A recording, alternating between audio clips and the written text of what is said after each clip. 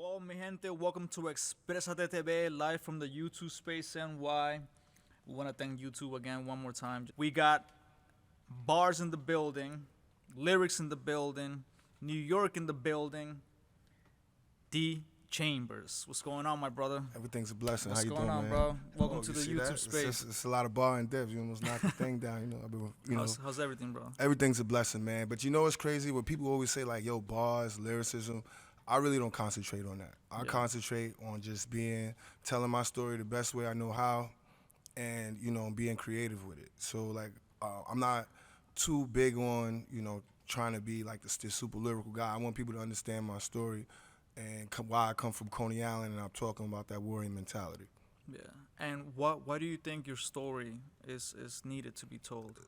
It's symbolic for the simple reason a lot of people have broken dreams out here. A lot of people have dreams and they were broken. And I don't think a lot of people has the mentality. So me coming from Coney Island, I always represent the warriors. So when they think of Coney Island, they think of the warriors immediately.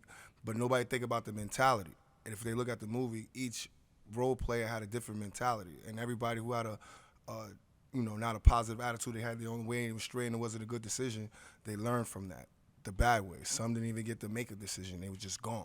So me coming from Coney Island, dealing with a lot of death, a lot of people that made it, dealing with people that are here that just stuck mentally, it's a warrior mentality. So I know coming from there's a different path in life, and that's what I talk about.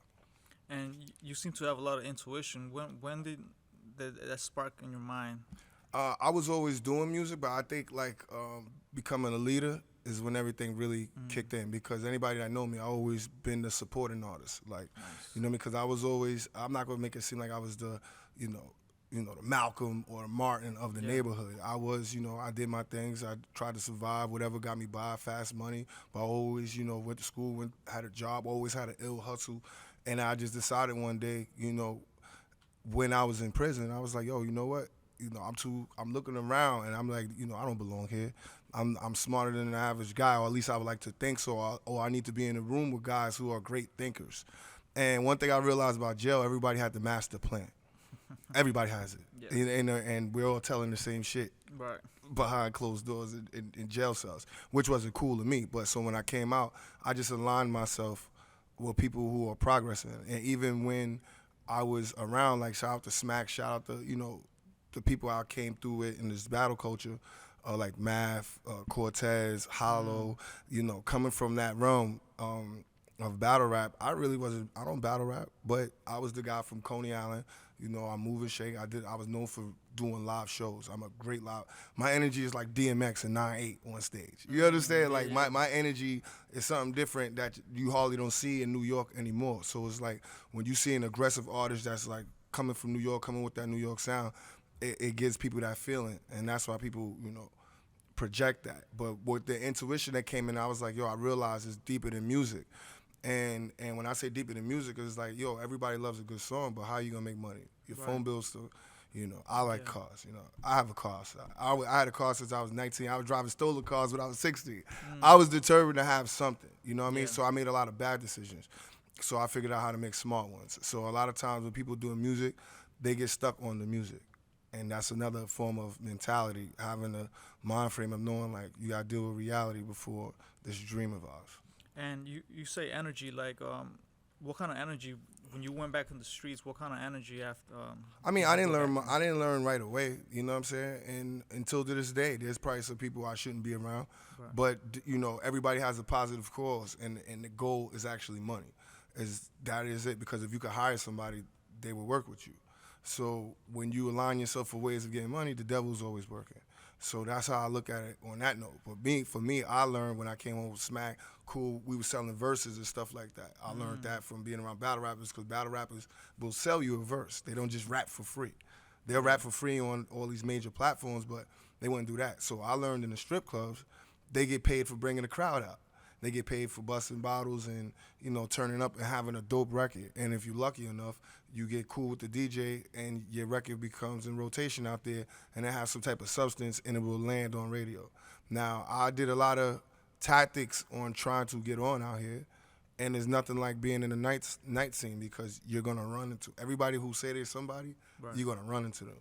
and that's the difference. And how about your family? Like, what's your family role in your life? I do balance it, and I have a daughter. You know what I mean? She's in high school. You know, I started young.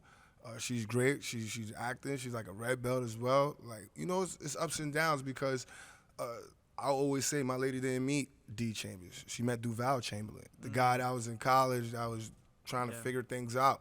You know what I mean? And when I realized pre-physical therapists don't make $250,000 right away. You know what I mean? They make $15 an hour chiropractor. I was just like, I couldn't see it.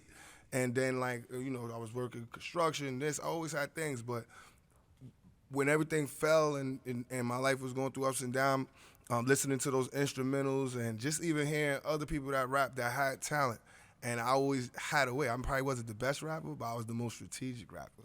So everything I did worked. And the numbers just increased and increased, and it became a thing. And I just kept studying the market. So right now, D.Chamberz, what are you bringing? You know, what are you bringing? I'm bringing the have-nots to have something. Nice. I'm giving like light to the blind. Like I'm almost. You know, you watched the movie Planet of the Apes? Did you watch it? I'm Caesar. Yeah. You understand? You see like how he was in the jungle, and you know once he was, you know, you take him out of that jungle, he learned how to read certain paperwork. So he learned how to conduct himself around certain people. I don't want to consider myself a monkey. You know what I'm saying? Yeah. But that mind frame of how Caesar came back and he taught different people that was in his circumference. They didn't like him at first. Yeah. He had a clean shirt on. First thing they did was beat him up, take the shirt off. Like, you go through that. Nobody wants to see you shine. So when you watching that, you know there's an OG, there's somebody that's paying attention, somebody older that's been down that path. They got war wounds to prove it. They just, you know, some people just lose focus. I'm here to put focus back into those who are the hustlers, who are the lost basketball players, who are guys that's, you know, fluctuating in and out of prison. And I'm also talking for the college dropout, the guy who's tired of that 9 to 5. You know, I did Local 79 Union. I just posted a picture. I helped build the Barclays Center. Yeah. And I don't get those sweet tickets. Like, you know, so it's a whole different conversation with me. So me coming back, I'm coming more on a, let's just say a boss level. Like, because I was smart enough to, you know, create Warrior Mentality Music Group. I'm smart enough to have, like, no time for the small talk. I create concerts on the side. And it's always in line with a major radio DJ that's on radio that you listen to every day. And they know me. And I'm not the guy. I could have easily attached myself to the Uncle Murders or that's what most rappers do, or the Casanovas or the whatever. I may do a feature with them. That don't mean I have to front and take pictures and be in the club and act like we about to make $1 million tomorrow. That's what separates me from the average artist today. And that's just worldwide. Like, people who just, I don't think they take time to think. They just want to get the look, get the numbers, and then they phone cut off tomorrow. They need to borrow $40. It's like the same shit. You know what I mean? That's not my story.